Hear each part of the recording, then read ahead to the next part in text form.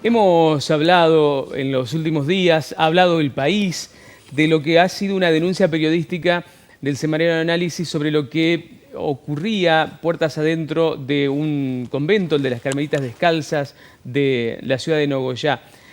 La mayoría de las personas conoce más o menos en qué consta la denuncia, sobre algunos excesos, hechos de violencia y algunos abusos que se dice ocurrían ahí y que ahora son investigados por la justicia ordinaria.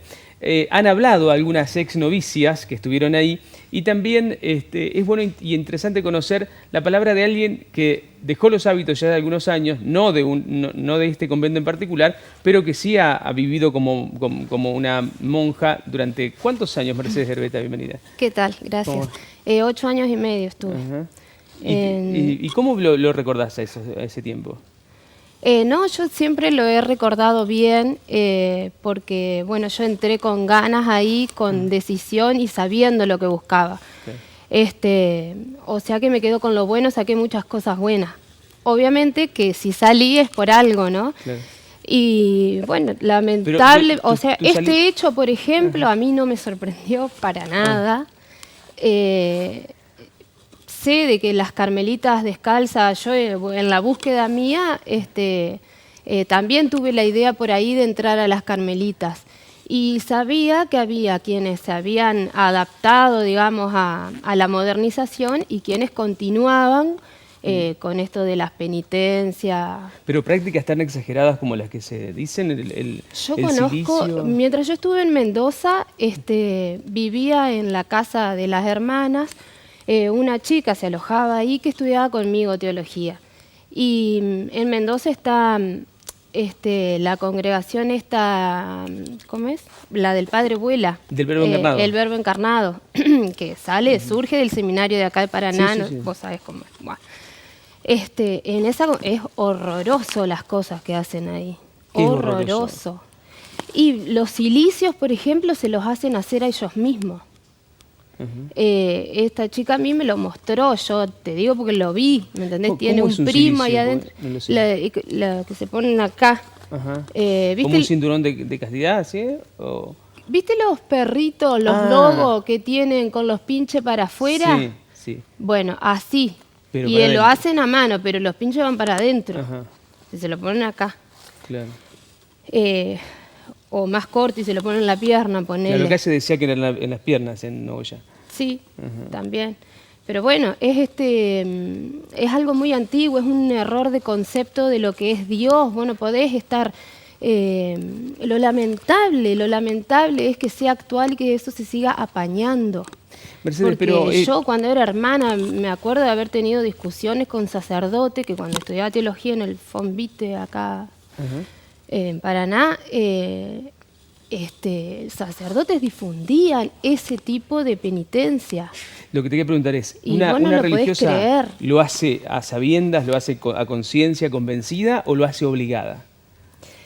En la congregación donde yo estaba no se practica eso. Y cuando yo estuve averiguando por las Carmelitas, si yo entraba sabía que se hacía eso.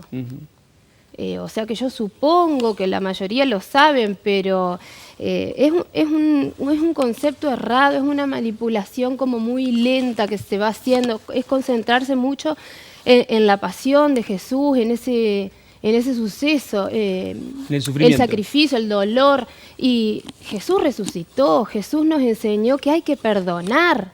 Vos fíjate, ¿en qué momento Jesús dice de que hay que castigar a alguien por los pecados? Cuando estuvo con la prostituta, no dijo que la apedrearan. Con María Magdalena. Claro.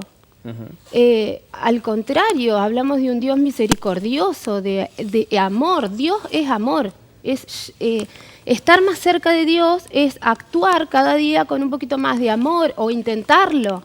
Eso es estar más cerca de Dios, no castigarse y entonces yo soy más santa y al final es un ego que te creas de que sos mejor que los otros. Eso es lo que Jesús vino a abolir la ley de los judíos, que era eso, separar. A la sinagoga no podían entrar las mujeres porque eran menos puras. ¿Vos pensás que es eso lo que pasa con algunas hermanas que se autoflagelan para sentirse que con el sufrimiento se acercan más a Dios?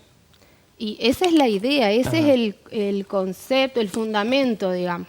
Es el fundamento, más purificarse. Ajá. Porque esto viene del Antiguo Testamento. ¿A vos no te pasó eso en el convento en el que estuviste? ¿O hubo algún tipo de cuestión de ese tipo, no? No, yo lo que digo es que trabajan con la culpa y con por ahí otros tipos de castigos, digamos, más invisibles, no corporales, sino por ahí psicológicos. Ajá. ¿Eh? Lamentablemente las cosas no se enfrentan, no se solucionan, sino que se tapan. Yo tuve experiencias donde había hermanas con problemas muy graves, era para colmo mi madre superiora. ¿Problemas de qué tipo? Alcohólica. Ajá. Me tocó, pobre, una hermana que la madre superiora era alcohólica, pero muy, viste, de muchos papelones públicos. ¿Y qué pasaba? Ahí es horrible para mí hablar de esto porque a mí me gusta hablar de las cosas lindas que pasé ahí, pero es la realidad y hay que hablarla y hay que decirla No, y también. poca gente tiene la autoridad de contarlo habiéndolo vivido. Claro. Porque por ahí uno narra lo que alguien le contó, pero habiendo estado ahí, es todo un tema. Entonces, en la congregación, ¿qué se hacía? Se sacaba el cuero, ¿viste? Estaba el típico chusmerío, como en todos lados. Pero bueno, ¿Y a quién? ¿Entre ustedes? claro, entre la congregación, entre nosotros estaba el chusmerío de que tal hermana le pasaba tal cosa y que hacía esto y que hacía aquello, qué sé yo. Bueno, la primera experiencia de vivir en comunidad que me toca a mí es con esa hermana de la que tanto se hablaba, de madre superiora. Bueno, tuve varios episodios donde ella, qué sé yo, se emborrachaba en fiestas parroquiales, en una casa de familia, cosas así. Y yo no es que esté hablando mal de esa hermana. Lo digo porque son cosas que hay que decirlas, ya está, no hay que Y por ella qué no recibía callarse. ayuda, Ella ¿no? no recibía ayuda solamente, y todas lo sabían, ¿eh? La condenaban. Porque se hablaba. Sí. Entonces yo, como estaba en una experiencia, fui y hablé con la madre general de ese momento de la congregación y le conté lo que pasaba y entonces me dijo de que cómo yo me atrevía a decir una cosa así de la madre superiora a quien yo le debía obediencia y qué sé yo, qué sé cuánto. La cuestión que a mí me terminaron dando prórroga, ¿Qué es eso? ¿viste? Y que no te dan los votos, no te dejan hacer los votos. Te dan todo un tiempo, 6 meses, me dieron, de espera. Y de eso se entera toda la congregación. Claro. Entonces vos quedás marcada. Esa es la hermana con prórroga. Solamente O sea, por haber saben que querido vos ayudar. tenés un castigo, no saben por qué. No se ¿viste? sabe por qué. Claro, Algo no. mal hiciste. Algo mal hizo, ¿me Claro. entendés? Entonces vos sos la señalada con prórroga. ¿Qué cosas te ¿Entendés? quedaron como positivas de tu paso, tus 8 años ahí? Y bueno, siguiendo con esa historia, cuando cambió la madre general, yo volví a contar el hecho y sí, la ayudaron. Y esa hermana se sanó, no es más alcohólica. Y ahora está muy bien. Y yo la conocía de antes y era una excelente persona y sigue siendo una excelente persona. Es más, ella me ayudó cuando yo salí de la congregación, me dio muchísimas cosas. Me ayudó muchísimo. Entonces es una historia fea y linda a la vez, pero lo feo que yo digo que sí hay que decirlo, porque yo la verdad no lo decía, no contaba todas esas cosas, es eso, que la iglesia tapa y no hay que tapar las cosas, hay que enfrentarlas, hablarlas y bueno, Es como en todo y ámbito. tener claro los conceptos. No quedarse tanto en la superficie, saber por qué uno vive tal voto. Lo que pasa es que es de arriba hacia abajo. Vos fíjate que cuando se hizo esta denuncia, los voceros de la iglesia dijeron, pero son costumbres ancestrales. Sí, Siempre claro. se hizo. Sí. No, ¿por qué lo vamos a cuestionar ahora? Además, quienes entran son mayores de edad, dijo Monseñor, y lo hacen a conciencia. No sé qué tan a conciencia. Yo, mirá, te digo que cuando me enteré que se había hecho esa denuncia, dije, qué divino el que hizo la denuncia. Yo de haber sabido que eso se podía denunciar, lo hubiera hecho hace rato.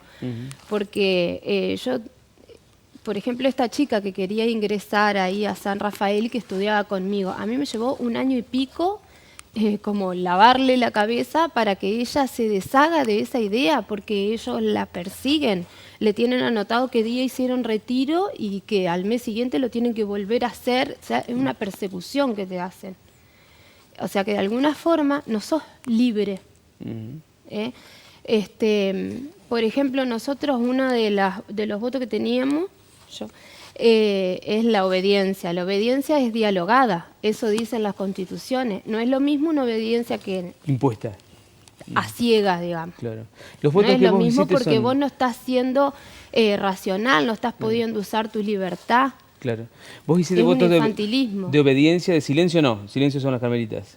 No, pero también hay horarios de silencio absoluto y silencio, no me acuerdo cómo se llama, el que es mediano. Ajá. Obediencia, silencio, castidad, pobreza. Pero el silencio no es un voto. Ah, no es un voto. Es una práctica. Ajá. Es una práctica. Los votos son tres: